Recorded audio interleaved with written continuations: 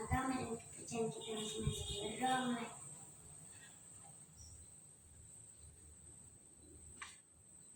Berdoa selesai. Terima kasih, Mama.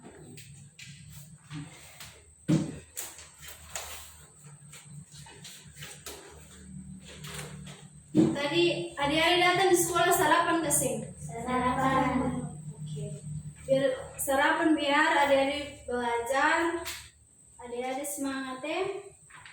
Hari ini Ibu akan materi hari ini tentang kegunaan hewan bagi manusia.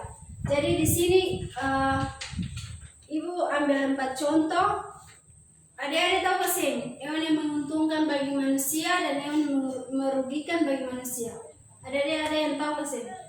Kalau saya tahu, adik-adik harus perhatikan biar Ibu jelaskan, adik-adik bisa bedakan begitu.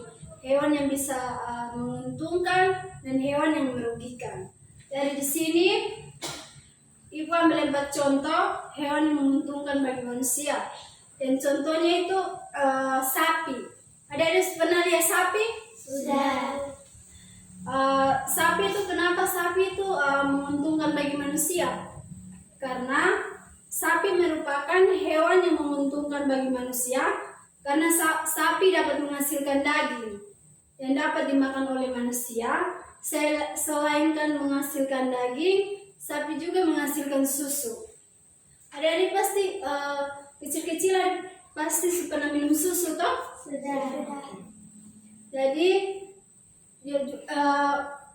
susu itu kegunaannya untuk diminum. Terus yang kedua ayam.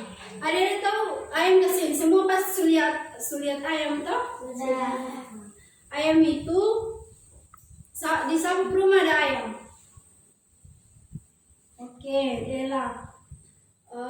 Di sini kenapa Ibu pilih ayam? Karena ayam dapat menghasilkan daging dan telur yang dapat dimakan oleh manusia.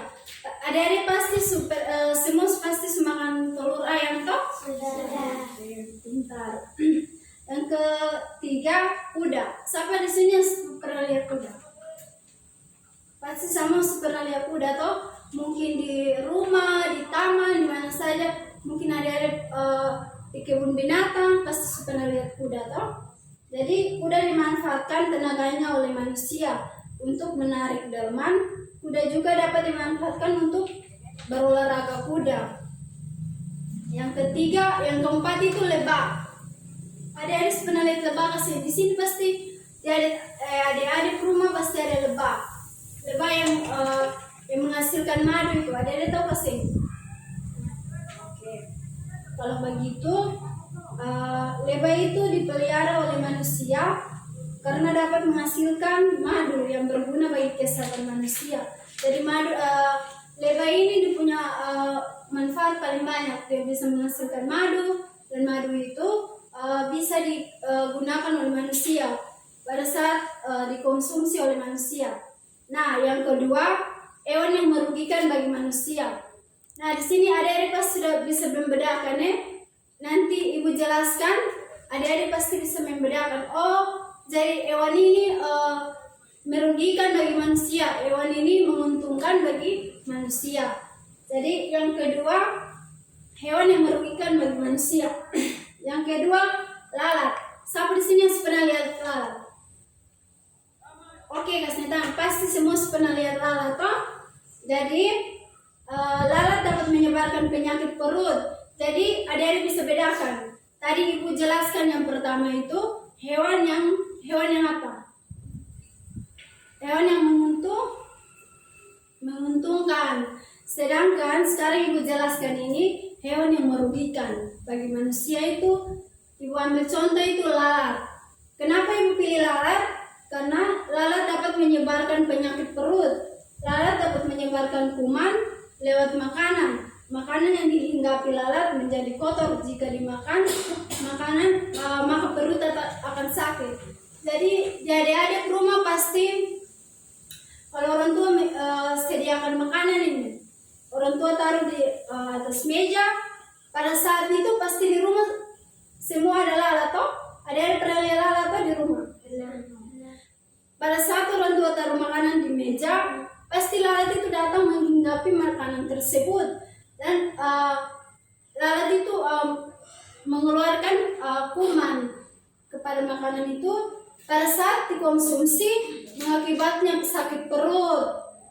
Itu jadi lalat itu hewan yang merugikan bagi manusia. Yang kedua, nyamuk. Pasti ada pernah dapat gigit dari nyamuk atau belum? Sudah. Pasti semua sudah tahu? Sudah. Jadi nyamuk itu dapat menyebarkan penyakit demam berdarah. Demam berdarah sangat berbahaya. Nyamuk menyebarkan kuman lewat gigitnya. Jadi kalau malam-malam ada nyamuk di rumah, ada biasanya menggunakan apa? Kelambu. Oke. Pada saat nyamuk tersebut contohnya mau gigit adik-adik begini, mau gigit, adik-adik gunakan kelambu, nyamuk tersebut tidak bisa menghampiri adik-adik dong. Dan yang ketiga, tikus. Pasti kamu sudah lihat tikus toh? Sudah. Tikus itu merugikan karena dapat merusak padi dan sering mencuri makanan. Jadi kenapa tikus ini merugikan? Pada saat contohnya ambil contoh itu di kebun. Pada saat petani contohnya itu seperti di rumah saja mencuri makanan. Yang keempat, ular. Siapa di sini yang sebenarnya ular? Oke. Jadi ular berbahaya sekali karena memiliki bisa. Jadi ada banyak model ular, ada banyak contoh-contoh ular yang memiliki bisa, yang bisa menyebabkan racun, bahkan kematian sekalipun. Ular itu memiliki racun yang sangat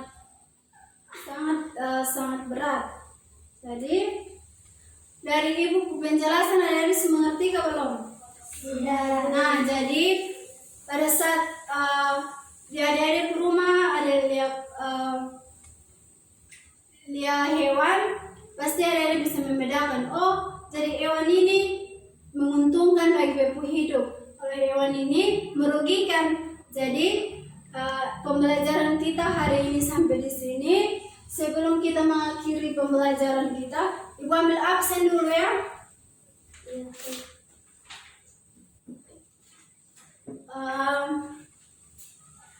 Dela Lailem, Hadir Bu. Neti Laim, Hadir Bu. Amil Gainau, Hadir Bu. Yasmi Kilmas. Hadir Bu. Oke, jadi adik-adik harus jaga kesehatan ya. Karena sekarang ini kan cuaca lagi kurang bersahabat, jadi adik-adik harus jaga kesehatan biar tetap sehat. Pembelajaran kita cukup sampai di sini. Kita akan Ibu akan mengajar lagi minggu depan dengan tema yang lain. Oke, terima kasih. Selamat pagi anak-anak. Pagi Bu.